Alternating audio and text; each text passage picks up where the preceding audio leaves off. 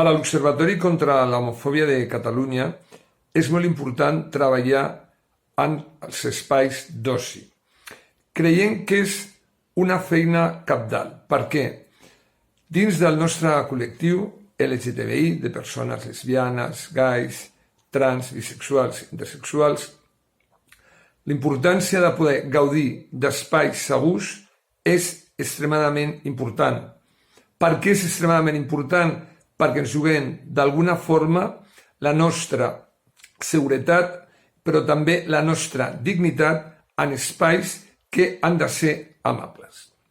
Quan parlem d'espais amables, quan parlem d'oci, estem parlant de diferents contextos i també de diferents situacions. Estem parlant, per exemple, quan les persones LGTBI surten o poden sortir primordialment els caps de setmana a llocs on interactuar, a llocs on interrelacionar-se. Estem parlant de festivals, estem parlant de sales, on és vital que n'hi hagi protocols adequats perquè les persones LGTBI gaudeixin de forma correcta, de forma positiva, el temps d'oci per al qual hi van amb aquestes sales o amb aquests festivals.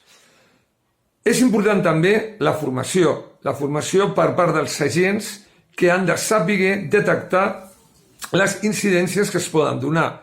Estem parlant de seguretat privada, estem parlant també de policies locals, autonòmiques, estatals. Les policies, per exemple, els Mossos d'Esquadra, compten ja amb un protocol contra l'odi que és importantíssim per saber que en un cas que una persona sigui interpel·lada per la seva orientació sexual, identitat o expressió de gènere, té el dret de denunciar aquesta vulneració dels seus drets. Però també és important que les persones que estan en la seguretat privada, a l'entrada d'un festival, a l'entrada d'una sala, sàpiguen tractar de forma correcta a una persona trans, que sàpiguen que té un nom sentit que han de respectar. És a dir, si jo dic que em dic Antònia, em dic Antònia, si dic Pedro, em dic Pedro. Per tant, és molt important que coneguin tota la legislació. La formació és cabdal. És important també que dins d'un festival les persones puguin gaudir, que tinguin la complicitat de tot el personal que està treballant en l'esdeveniment. Per tant, creiem que l'oci ha de ser un dret que té tothom, però aquest dret ha de també tenir els deures perquè tots els agents que hem anomenat anteriorment, és a dir, tot el personal que forma part d'un festival, d'una sala, que fa possible una festa popular també a un poble, tinguin els protocols adequats, i això es pot fer d'acord amb entitats com l'Observatori contra l'Homofòbia, que ja ho està fent.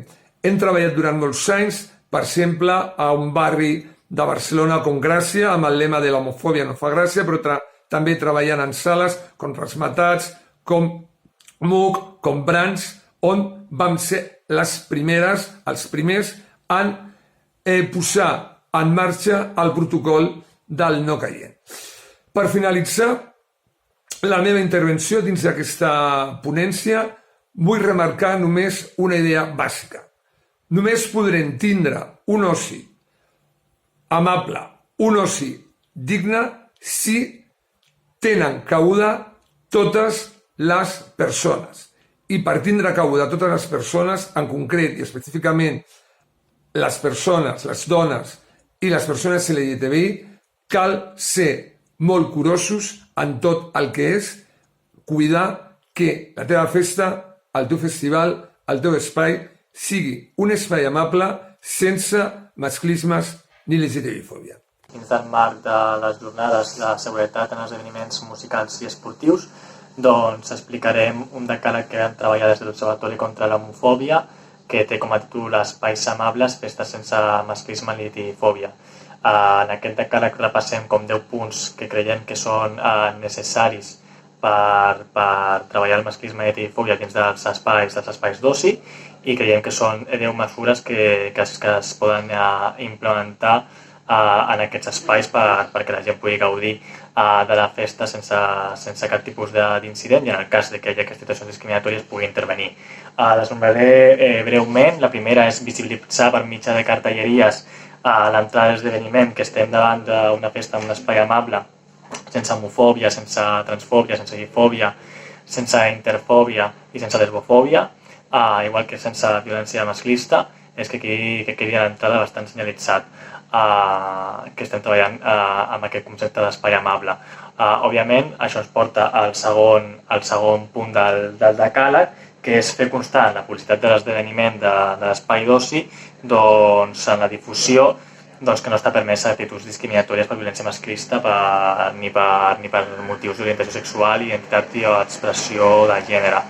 En el tercer punt és que incloure tota aquesta publicitat i tota aquesta difusió de l'espai d'oci de l'esdeveniment musical en el disseny, ja sigui de cartelleria, etc. i de més, que aquesta festa hi ha simbologia que pugui ser reconeixible pel col·lectiu LGTBI. Tothom coneix la bandera de Sant Martí, però pot haver-hi altre tipus de simbologia i no només hauria d'estar a l'entrada, sinó que també podria estar, diguem-ne, durant tot el recinte on dura a l'espai d'oci, amb jocs amb especial atenció, com pot ser tema de barres o en els lavabos. I òbviament també senyalitzar, com va explicar la meva companyera Mònica, el punt LGTBI feminista on es pot donar informació i on es pot intervenir en el cas que hi hagi alguna situació de violència masclista o LGTBI fòbica. El quart punt seria tractar el tema dels lavabos, és a dir, el tema dels lavabos ha d'incloure la diversitat de gèneres, és a dir, no podem caure en una visió reduccionista i binària dels gèneres de la nostra realitat social. Llavors, òbviament, s'ha d'incorporar aquesta realitat en la simbologia com a l'organització dels espais dels lavabos i òbviament també d'estar adaptada per la diversitat funcional de les persones que així ho necessitin a l'hora de poder gaudir sense barreres, diguem-ne, físiques a l'esdeveniment festiu o l'espai d'oci. El 5 punt és acceptar sempre la identitat sentida, i això crec que està molt relacionat amb el tema de les cues quan entren a l'esdeveniment festiu. Sempre s'ha d'acceptar la identitat sentida de les persones que ho estan comunicant, mai s'ha de revictimitzar, mai s'ha de jutjar, i llavors, en el cas de que hi hagi algun tipus d'incidència en aquest punt, sempre consultar de manera ràpida la comunicació amb els professionals que poden treballar la diversitat afectiva, sexual i de gènere per intentar resoldre de la millor manera possible aquest tipus d'incidència. Però mai qüestionar la identitat d'una persona, sempre respectar la seva identitat sentida. Al 6è punt estaríem parlant del tema de la formació, és a dir, el gran nucli de l'organització que realitza aquest esdeveniment, doncs estaria bé que, com a mínim, aquest grup, però si pot ser, que hi ha totes les treballadores que treballaran en alguns diferents àmbits, en diferents espais dins de l'espai d'oci de l'esdeveniment musical o festiu. Ja pot ser les persones que estiguin a barres, les persones que estiguin a guardarrobes, òbviament amb especial èmfasi les persones que estiguin a seguretat, estiguin formades mínimament en els drets sobre les dones i els drets amb el col·lectiu LGTBI i sobretot pel que fa a la violència masclista i pel que fa en especial èmfasi les normatives que regulen aquest tipus de situacions, en concret la llei 11/2014, que és la llei per a garantir els drets de les persones LGTBI i erradicar la LGTBI-fòbia. Al 7è punt estaríem parlant de que, òbviament, dins dels espais d'oci o de l'esdeveniment musical no s'hauria de permetre difondre a través de missatgeria, cartelleria, la mateixa música, les lletres de les cançons, etc., o les imatges o escrits que tinguin contingut que pugui ser LGTBI-fòbic o que pugui ser masclista, fins i tot en les persones que puguin, o artistes que puguin participar en aquest esdeveniment d'espai d'oci o en aquest esdeveniment musical, tenint en cura el contingut que es difondrà a l'espai d'oci i aquest no contingui missatges masclistes ni LGTBI-fòbics. Al 8è estaríem parlant de proporcionar preservatius, si pot ser de manera gratuïta dins de l'espai d'oci. Sabem que, òbviament, l'objectiu principal de la ciutadania quan va a aquest tipus d'esdeveniments és gaudir de la festa. Sabem que els espais d'oci o els esdeveniments musicals són una peça important de socialització a la nostra societat i, per tant, tot el que sigui també treballar en la prevenció d'un sexe més segur doncs estaria recomanable.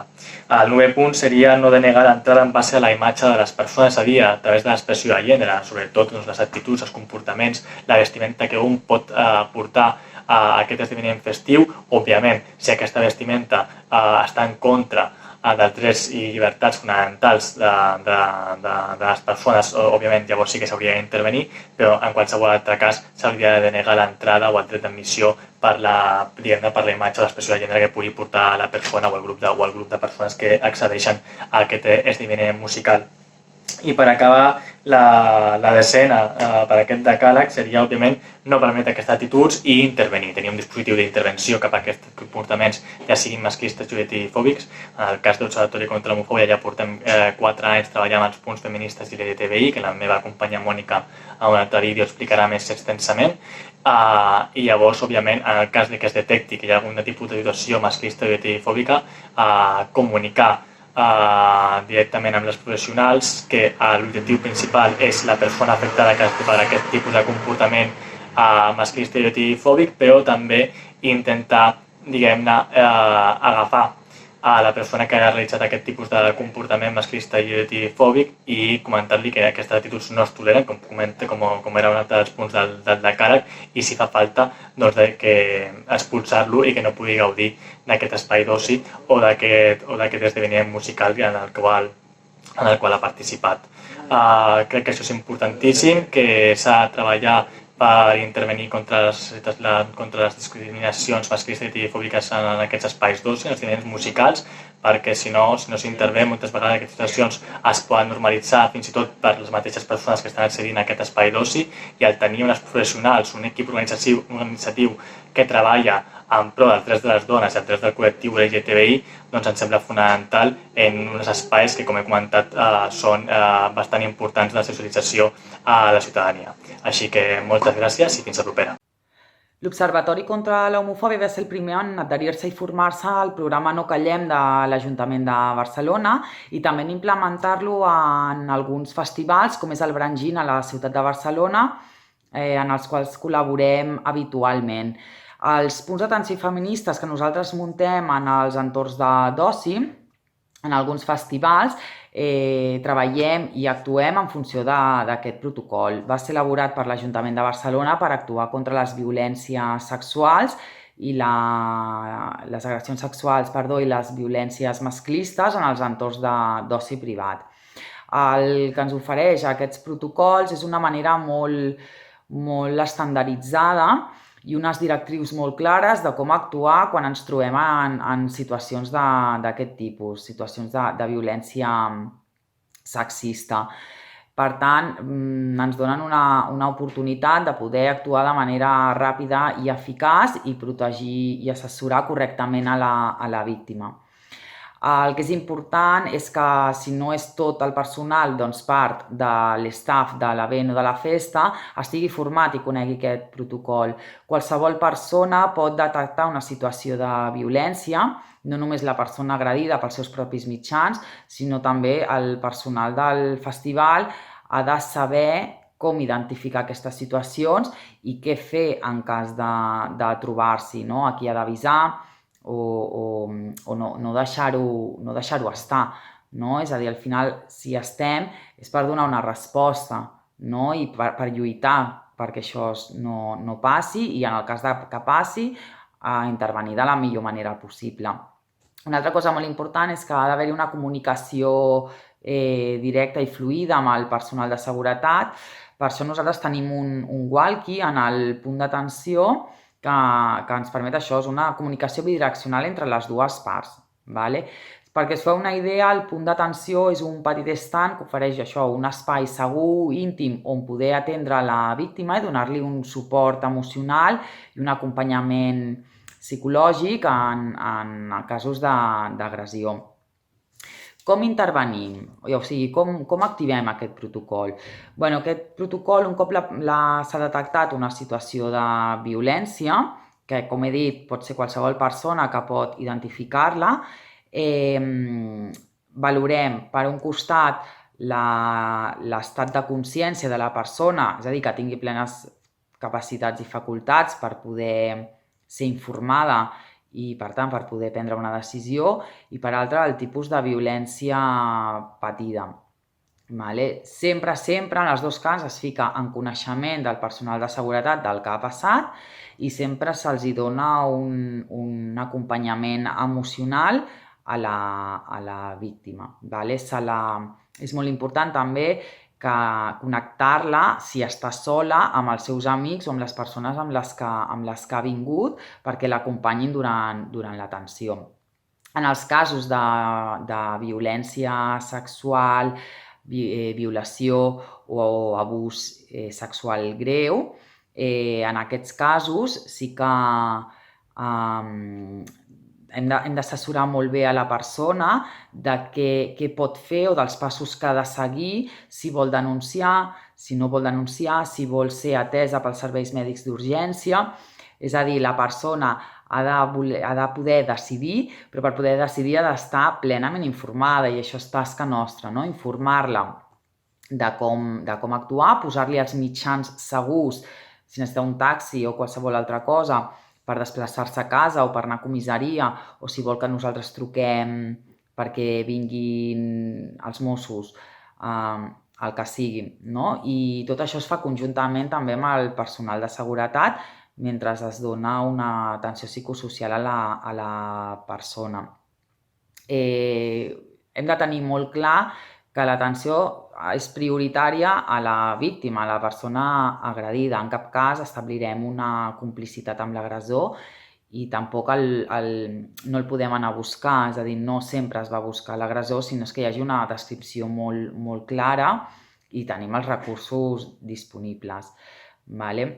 De manera resumida, aquesta és la manera d'actuar, però clar, el protocol sí que ens dona això, unes directrius molt clares de què fer i de com intervenir, no? I per això també, repeteixo, és important que el personal de l'EVEN estigui format i conegui el protocol.